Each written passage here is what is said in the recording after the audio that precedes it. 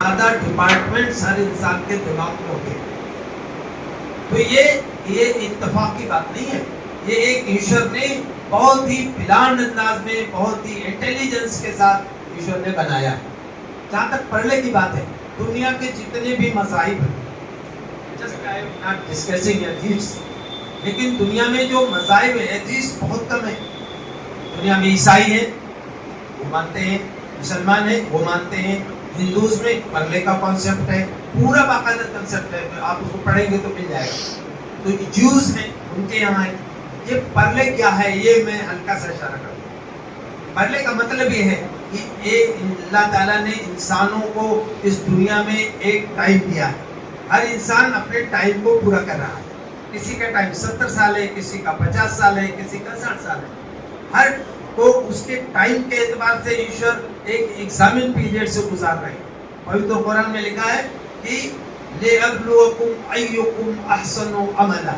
ہم نے تم میں سے ہر ایک کو ایک متعین ٹائم میں، ایک ٹائم پیریڈ میں، جو ایگزامینیشن پیریڈ ہوا اس کے لیے ہم نے تم کو دیا ہے، تاکہ یہ دیکھیں کہ تم میں سے کون ستکرم کرتا ہے، کون ایشور سے نافرمانی سے بچتا ہے اور کون ایشور کے جو ہے نافرمان بنتا ہے، اس کے حکموں کے خلاف کرتا ہے.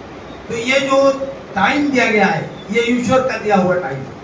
دنیا میں جو حالات ایسے بن جائیں گے کہ اللہ تعالیٰ یہ سمجھیں گے کہ اب اس دنیا کو مزید باقی رکھنے کی ضرورت نہیں ہے، تو اس دنیا کو ختم کر دیں. اس کے بارے میں قرآن میں آرام سے اگر دیکھیں گے آپ، جو کم سے کم 600 سے 700 ورسز قرآن میں ڈسکس ہے کہ پرلے کیسے آئے گی. پرلے جو آئے گی آپ اس کو پڑھیں گے تو آپ کو واقعی لگے گا. قرآن نے کہا کہ القاریۃ مالقاریہ وما ادراک مالقاریہ یوم یکون الناس کالفراش المبثوث وتکون الجبال کالعہن المنفوش. وہ کھڑکھڑا دینے والی، کھڑکھڑا دینے والی، اور تم کیا جانو کہ وہ کھڑکھڑا دینے والی چیز کیا ہے. وہ دن جس دن یہ پہاڑ پتنگوں کی طرح اڑنے لگیں گے، اور جب یہ فضا بالکل اڑنے لگے گی، یہ جو ہونے والا ہے اس کے بہت سارے اب آپ نئی جو سائنٹیفک ریسرچز ہیں وہ کہہ رہے ہیں، لوگ سب لوگ کہہ رہے ہیں دنیا ایک انجام کی طرف جا رہی ہے، ایک انتم کسی ڈیسٹینیشن کی منزل کی طرف جاتے ہیں، جنتے پہ کی طرف جاتے ہیں. جب وہ پہنچ جائے گی پھر دنیا ختم ہو جائے گی. تو یہ نیچرل سسٹم نہیں ہے، یہ اس خدا کا بنایا ہوا ہے. یہ جو پرلے آئے گی وہ آپ میں تھوڑا سا آپ کو اشارہ کر دوں، آپ قرآن پڑھیں گے. پرلے کے بارے میں قرآن میں کئی چیپٹرز، ایک چیپٹر کا نام ہے الحاق، ایک کا نام ہے الغاشیہ، ایک کا نام ہے القاریہ جو میں نے بھی آپ کے ساتھ. تو یہ پرلے ایک خدا کی نگاہ میں ایک ضرورت ہے.